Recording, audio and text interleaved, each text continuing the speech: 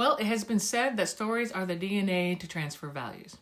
In relationships and in life, we can find 3 battles going on before we get to the proverbial finish line. In the most effective and memorable stories, there are always 3 battles: the external enemy, an antagonist; the intimate enemy, someone who secretly doesn't want you to win; and the internal battle, the stories we tell ourselves in our minds that affect how we show up in the world, and also why we tie ourselves to certain people at certain times in our journey. Ultimately, the challenges come so that we can find our way back to who we really are and our purpose for being here. Well, my take on dating apps is that some people find great success on these apps. I find it depends on what your idea of dating success is. For some, being with someone in order to avoid being alone is the success.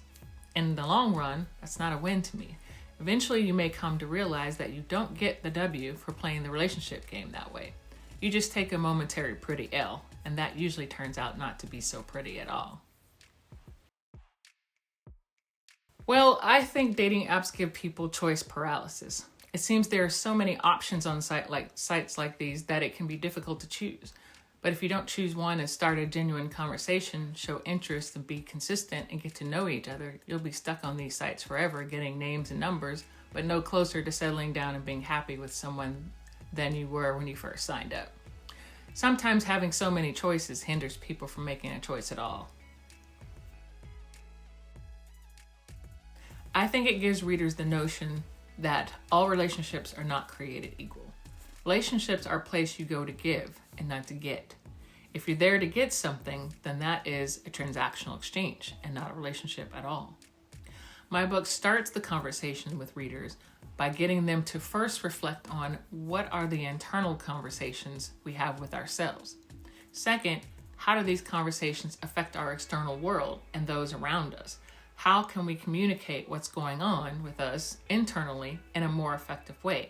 And lastly, how can we show up in the world as our authentic selves and thus improve our ability to relate to others? No, not at all. It's not just for single people. It's not just for women or for men. It's for any human being who'd like a sounding board for the internal struggles we all go through in any type of dealings with another human being. It captures the internal battles we have with ourselves, our family, our friends, and our loved ones. It sheds light on the necessity of figuring out who we want to be in the world and the value of showing up as that person. I know from experience that when we show up as who we truly are, those who are meant to be in our circle naturally gravitate to us, and those who are only meant to drain us will fall away. It's the natural flow of like-minded energy. Hi, this is C.R. Burnett, author of the book Ghost Protocol: Dating in the New Millennium. Now on sale on my website at crburnett.co. Coming soon to Amazon and other retail booksellers. Get you a copy, you don't want to miss it. Take care.